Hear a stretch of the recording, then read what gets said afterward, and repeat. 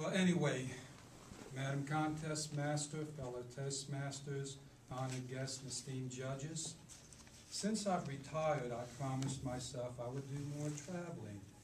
And I recently got done with my first cruise. And the woman who organized everything, I thought she initially said we were going to Caramel, Mexico.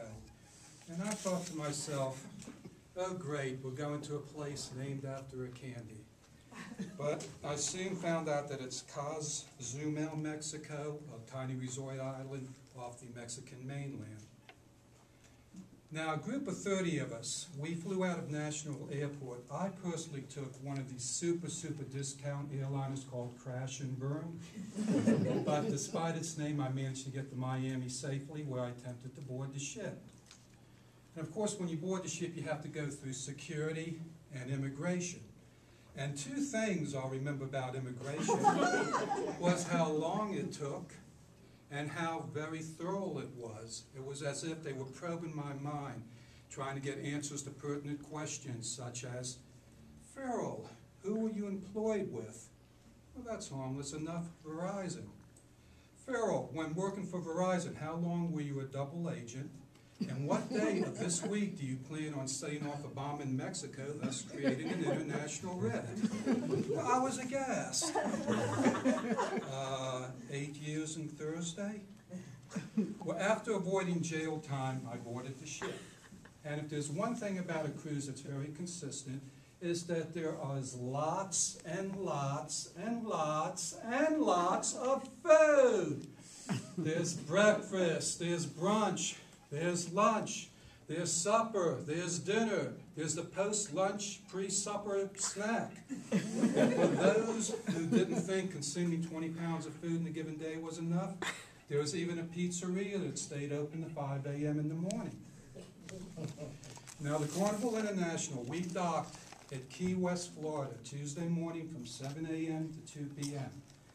But unfortunately, I stayed out late Monday night, making sure that the pizzeria employees weren't lonely.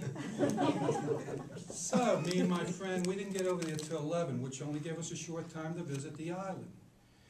And Key West is supposedly the southernmost point in the continental United States, but because of the limited time I had, I did not get to see and touch mile marker 0 or visit the Shipwreck Museum.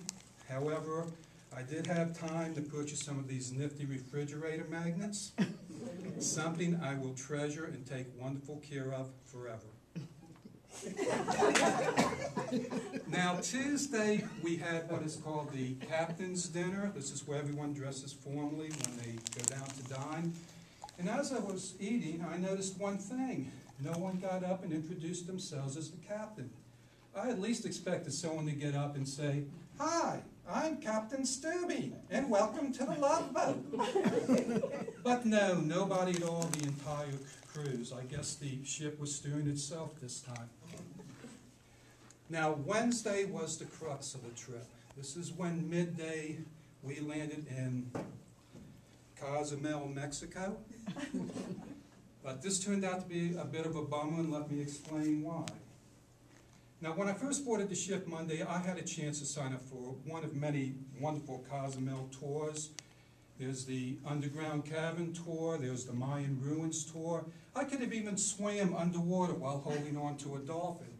But up until this time, I had not signed up for anything.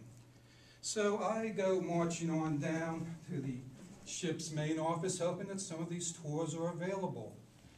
And while I'm standing in line, one of the 30 that I came down with, his name was George, he sees me, and he says, Ken, that's my middle name, says, Ken, come go with us. We've already signed up for a tour. We'll add you to the list. And me wanting to be one of the gang, I said, sure, George, that's great. But I forgot to ask George what type of tour it was. And it wasn't until we were about to walk into Mexico that I found out it was a beach tour. A beach tour! Now, I have nothing against beaches, but I had not traveled 1,000 miles to see a bunch of sand. But by this time it was too late. I didn't want to hurt anyone's feelings, so I just sucked it in and stayed with the group. But I believe because of all this, I caught a little bit of an attitude, because normally I'm a pretty good swimmer. But while I'm in the Gulf of Mexico, attempting to reach this trampoline thingamajig about 100 yards out, I not only had on fins and a life preserver also. It was as if I was yelling at the Cozumel gods, "Dang it, dang it, I wasn't smart enough to sign up for one of your wonderful inspirational tours, but I will not allow myself to be drowned in 6 feet of water." Now some of you out there, like you, and definitely you, are wondering what I did for entertainment during the evening hours. And anyone who knows me knows that I love karaoke. And I did karaoke 3 of the 4 nights I was there. And karaoke aboard a ship is nothing like karaoke back here in the States. Karaoke back in the States is, when I go in, half the time someone is bound to say, "Oh my God, that old guy who thinks he's a rock star is back again to torture us. Bartender, a double please to drown out the sound." No, not at all. On this ship, there were a bunch of young kids who probably had received this cruise as a graduation gift, and they were going to yell for you like you were Paul McCartney, whether you were great, good, average, subpar, or should never sing again for fear of doing permanent damage to someone's eardrums. So because of them, I had a wonderful experience. Now, I would like to talk for longer. I could talk for hours and hours and hours about this cruise, but unfortunately I only have 7.5 minutes. But I would just like to let everyone know that I am in the midst of writing this 10,000-page book. And advance sales are available for only $19.95. You can get a copy. So if you're interested, please see me after the contest. Now, I would like to end on something witty, but unfortunately, when immigration probed my mind, they took away anything witty I may have had left to say. So I would just like to say, please go on a cruise if you've never gone on one. It's a wonderful experience, and I can't wait to go on my next one to the Bahamas early next year.